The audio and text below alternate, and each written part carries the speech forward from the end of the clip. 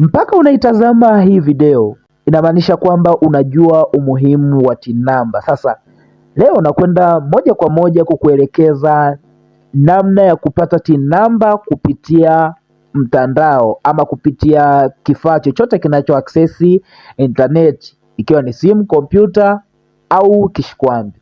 Moja kwa moja, kama ni mara yako ya kwanza kuingia kwenye peji hii ama kwenye chaneli hii, hakikisha una subscribe. Hii ni A Online TV Tanzania na mimi ninayeongea naitwa Ayubu Mwile.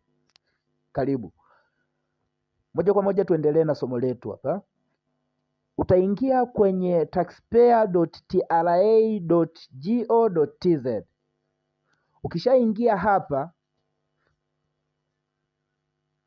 Ukishaingia hapa utaona vidoti vitatu ama hii hamburger menu. Hii hamburger menu unaibonyeza.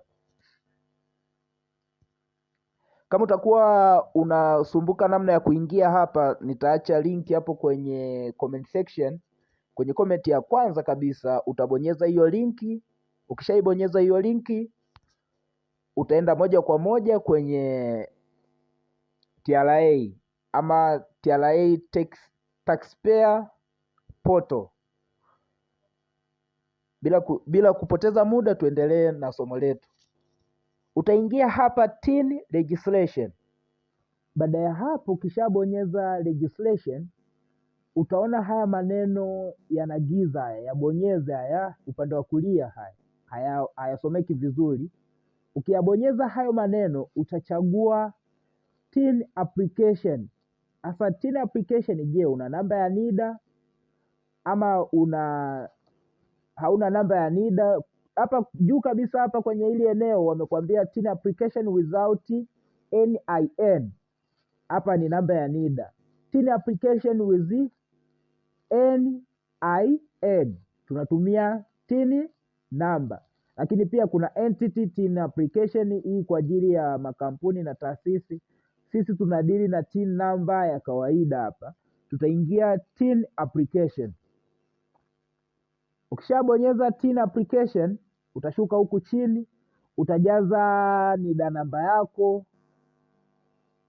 Ukishajaza NIDA namba yako, mwisho wa siku utaweka kama ni business ama ni non business.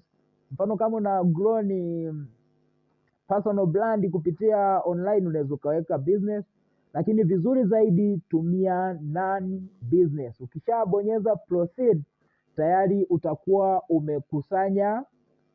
Ngoja hapa nijaze. Nitajaza NIDA namba yangu hapa. Baada ya kujaza, nitaambiwa pokea OTP. Na maana kupitia hii namba wanakwenda kutuma authentication code. Nazisubiria hizo authentication code zitumwe. Zikishatumwa authentication code, mwisho wa siku nakuwa tayari nimesha create TIN number. Nasubiria majibu kutoka TRA, watanitumia TIN number kupitia hiyo namba ama wanaweza kanitumia kupitia email.